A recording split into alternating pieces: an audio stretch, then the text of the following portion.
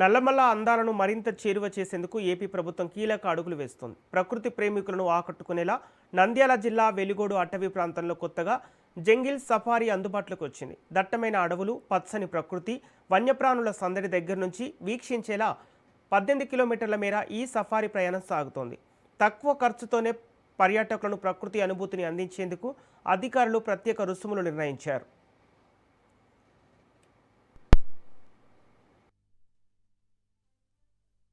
6 మంది సభ్యుల బృందానికి వాహన రుసుము 2000గా, గైడ్ ఛార్జీ 300గా, ఒక్కొక్కరికి అటవీ శాఖ ఫీజు 500గా నిర్ణయించారు. ఇప్పటికే బైర్లుట్టి, పత్సర్ల ఎకో టూరిజం కేంద్రాలతో ఆకట్టుకుంటున్న నల్లమలలో వెలుగోడు జంగిల్ సఫారీ మరో ప్రత్యేక ఆకర్షణగా నిలుస్తోంది. ఇక వెలుగోడు రిజర్వాయర్లో త్వరలోనే బోటింగ్, వాటర్ స్పోర్ట్స్ సదుపాయాలు కూడా అందుబాటులోకి రానున్నాయి. జంగిల్ సఫారీకి తోడు బోటింగ్ సౌకర్యం అందుబాటులోకి వస్తే నంద్యాల జిల్లా ప్రముఖ ఎకో టూరిజం కేంద్రంగా మరింత అభివృద్ధి చెందనుంది.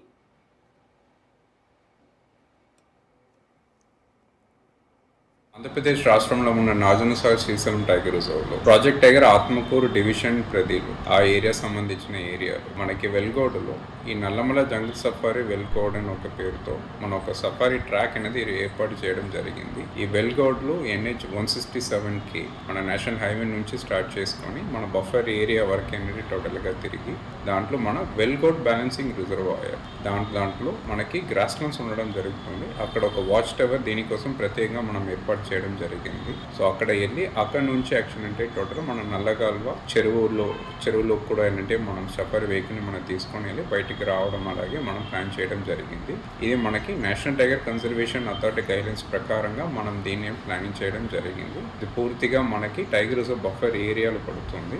సుమారుగా ఒక 17 కిలోమీటర్స్కి ఈ సఫారీ అనేది ట్రాక్లు పెట్టడం జరిగింది. సో దీంట్లో భాగంగా ఇప్పుడు మనకి లోపలికి వెళ్ళేటప్పుడు వైల్డ్ అనిమల్స్ అడవి జంతువుని మనం ఏంటి చూడడానికి లైక్ పాసిబిలిటీ ఉంది. సో దాంట్లో భాగంగా బ్లాక్ బగ్స్ అక్కడ పాపులేషన్ డెన్సిటీ బాగుంది, స్పాటెడ్ డియర్స్ ఉన్నాయి, సాంబార్లో ఉన్నాయి. ఇది కాకుండా ఏంటంటే టైగర్, లెపర్డ్స్ కూడా మూవ్మెంట్ అక్కడ ఎక్కువ ఉంది. సో ఇవన్నీ కూడా ఏంటంటే మనకి ఆంధ్రప్రదేశ్ ఫారెస్ట్ డిపార్ట్మెంట్ నుంచి జంతువులకి సో సేఫ్టీ పర్పస్ కోసం కూడా ఏంటంటే మనము టోటల్గా అక్కడ ఏర్పాటు చేసుకోవడం జరిగింది.